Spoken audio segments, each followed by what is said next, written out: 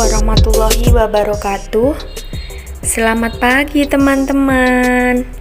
Perkenalkan, nama saya Neni Zakiatul Fitria, NIM 12209193094. Saya berasal dari jurusan Tadris Ilmu Pengetahuan Sosial, Fakultas Tarbiyah dan Ilmu Keguruan UIN Sayyid Ali Rahmatullah Tulungagung. Nah, di sini saya akan menjelaskan materi geografi yang berjudul Gerak Rotasi dan Revolusi Bumi. Disimak baik-baik ya teman-teman. Semoga video yang saya jelaskan dapat bermanfaat ke depannya serta dapat menambah wawasan bagi kalian semua. Amin amin ya robbal alamin. Selanjutnya simak video yang satu ini.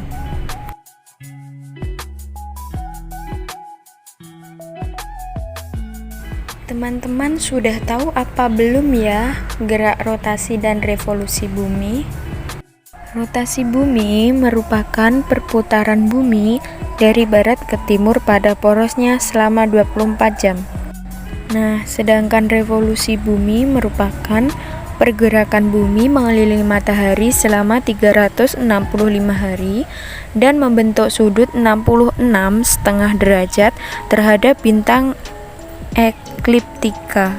Letaknya miring 23,5 derajat terhadap matahari.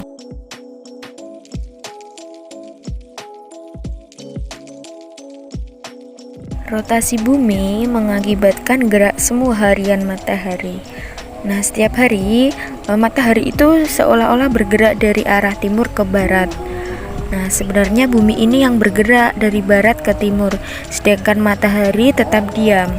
Timur akan mengalami matahari terbit dan terbenam terlebih dahulu.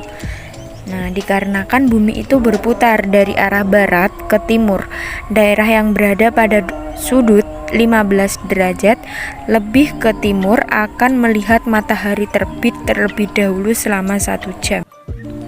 Selanjutnya pergantian siang dan malam hari. Daerah yang terkena sinar matahari itu kan menjadi terang. Artinya kan siang hari, dan daerah yang tidak terkena matahari itu akan menjadi gelap atau malam hari. Selanjutnya terjadinya pembelokan arah angin, terjadinya pasang surut air laut, pembelokan arah arus laut, pembedaan percepatan gravitasi bumi. Lanjut, revolusi bumi mengakibatkan pergantian musim. Misalnya pada tanggal 21 Maret sampai 21 Juni, belahan bumi utara mengalami musim semi, sedangkan belahan bumi selatan mengalami musim gugur. Dan pada tanggal 21 Juni sampai 23 September, belahan bumi utara mengalami musim panas, sedangkan belahan bumi selatan mengalami musim dingin. Lanjut, pada tanggal 23 September sampai 22 Desember, itu bumi yang bagian utara mengalami musim gugur dan bumi selatan mengalami musim semi. Selanjutnya pada tanggal 22 Desember sampai 21 Maret, yaitu bumi bagian utara mengalami musim dingin. Nah, sedangkan belahan bumi selatan mengalami musim panas. Selanjutnya terjadinya perubahan lamanya siang dan malam. Dicontohkan pada tanggal 21 Maret sampai 23 September.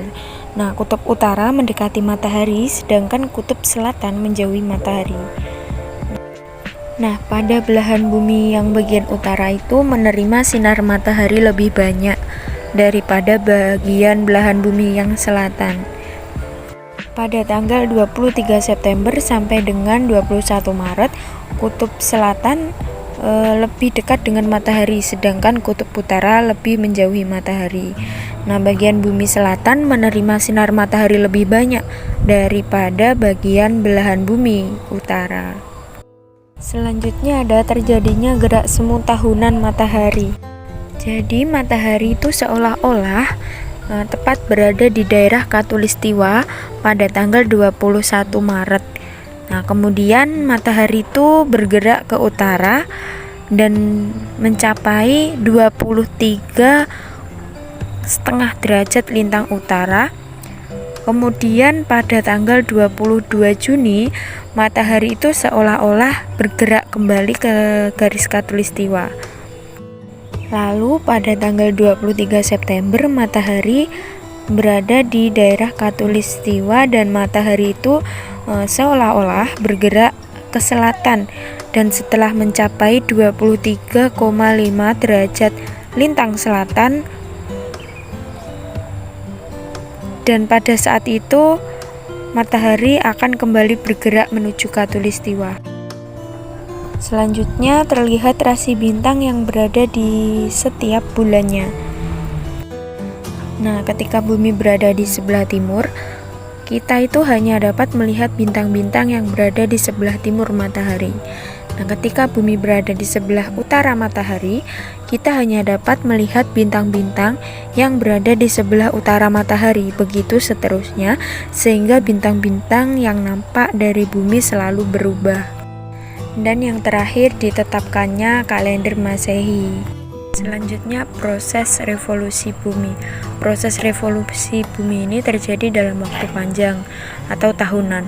Bumi membutuhkan waktu sekitar 1 tahun sekali mengorbitkan matahari untuk melakukan revolusi bumi.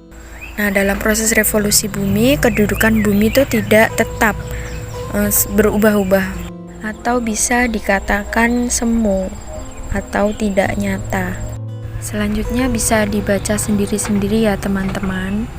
Selanjutnya proses rotasi bumi. Nah, lama proses peredaran bumi mengelilingi sumbunya itu disebut dengan kala rotasi, yakni selama 23 jam 56 menit 4 detik.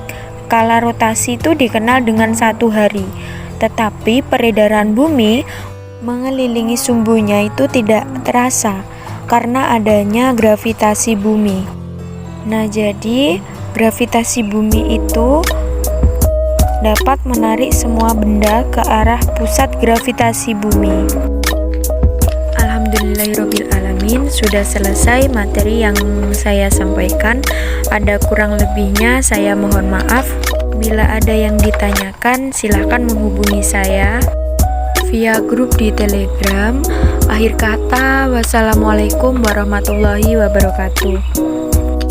Bye-bye teman-teman.